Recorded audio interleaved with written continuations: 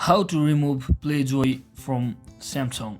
So hello guys, welcome back to my YouTube channel. In this quick tutorial I'll be showing you how you can easily remove Playjoy from Samsung.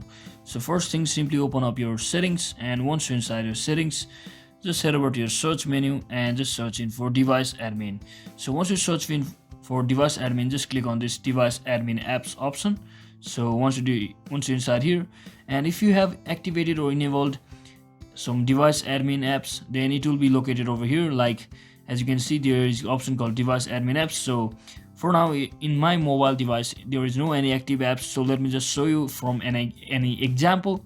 So you just have to click on this device admin apps and you will be locating if you have enabled or activated any apps for device admin apps. So let me just show you. So as you can see in this example, we have a Playjoy, and you to disable it or to remove it, what you can basically do is just tap on this and it will show you this option where you can see the deactivate this device admin app, and just click on this and make sure you deactivate it from your device. And once you do all of that, you can also just uninstall the Playjoy application itself from your mobile device. So thanks for watching guys, see you in the next one.